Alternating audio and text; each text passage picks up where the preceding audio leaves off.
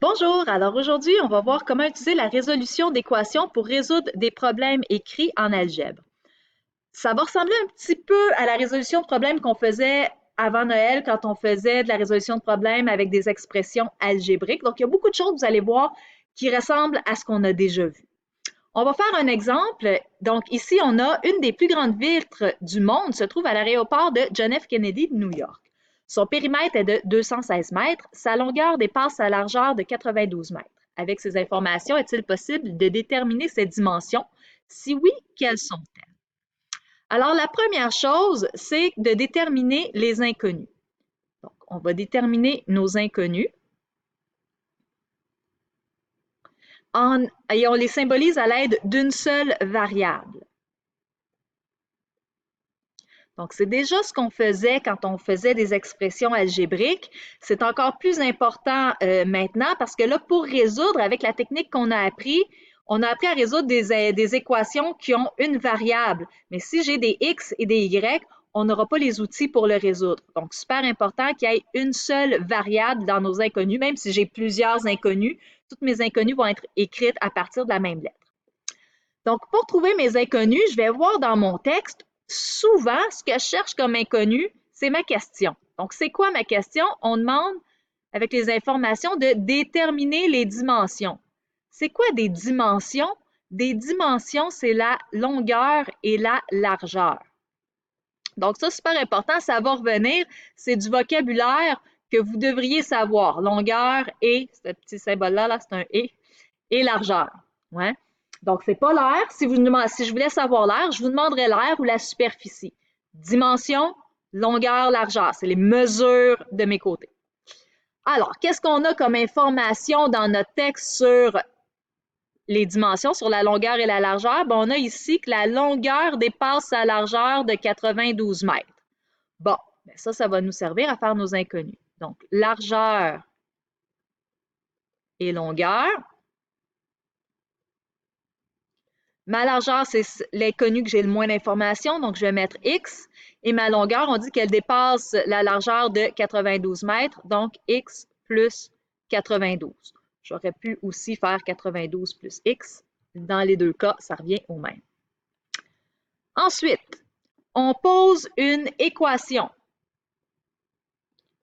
Donc, on pose une équation à partir des informations du problème et on va aller utiliser nos inconnus.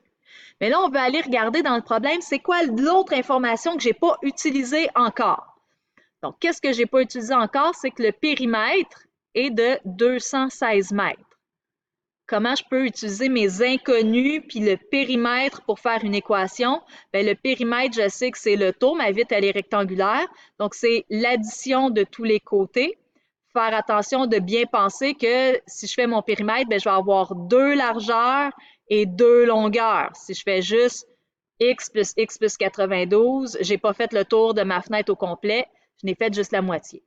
Donc, mon équation, ça va être 2 fois ma largeur, donc 2x, plus 2 fois ma longueur, qui est x plus 92, et ça, c'est égal à mon périmètre, qui est de 216. On a pas mal compris le problème quand on est rendu là. Il nous reste ensuite à résoudre. On va d'abord simplifier.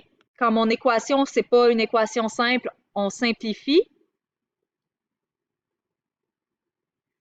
Et là, les titres ici, je les mets pour les notes de cours, qu'on sache vraiment c'est quoi toutes les étapes à faire, mais vous n'aurez pas à écrire tous ces titres-là quand vous allez faire votre démarche. Vous pourrez enchaîner les étapes une à la suite de l'autre.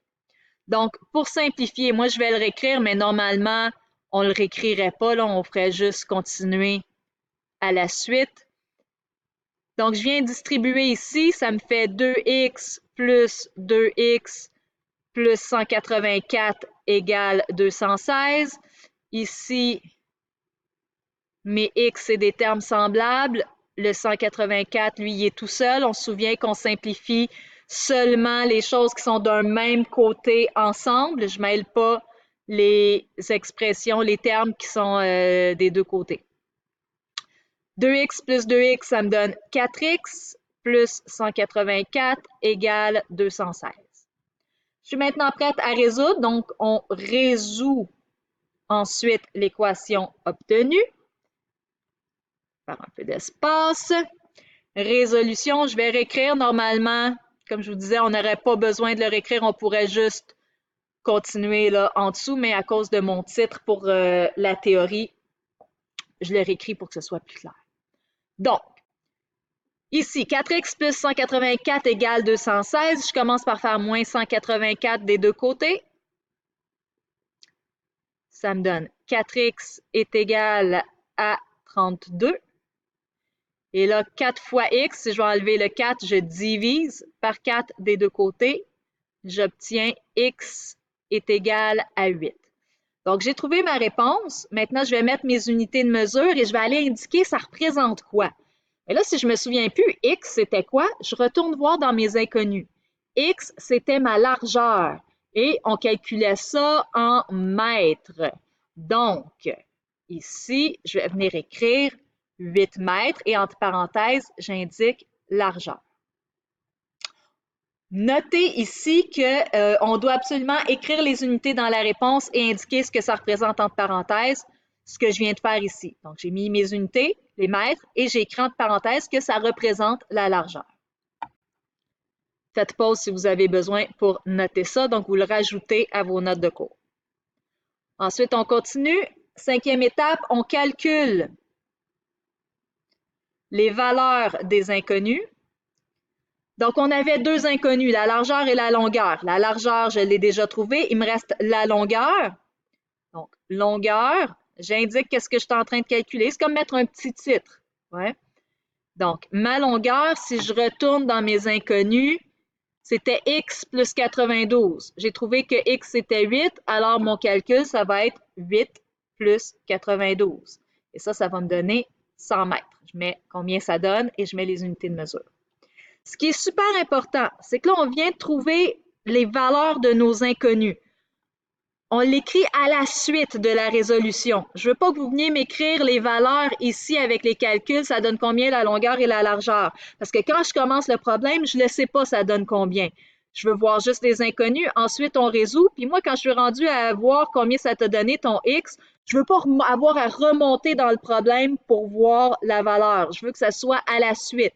Je veux que toute la démarche soit dans une suite logique. Alors, on vient placer les calculs pour les valeurs des inconnus après la résolution, dans cet ordre-là. Il nous reste simplement, après ça, à exprimer la réponse par une phrase complète. Et on n'oublie pas les unités de mesure. Donc, avec unité. Donc, dans ce cas-ci, la largeur de la vitre est de 8 mètres et sa longueur est de 100 mètres.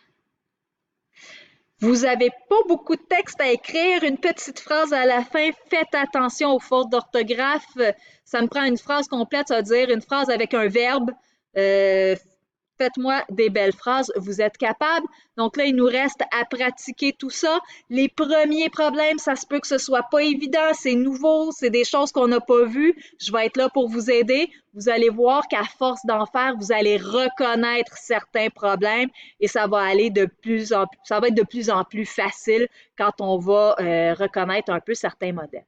Donc, découragez-vous pas, puis n'hésitez pas à venir me voir si vous avez des questions.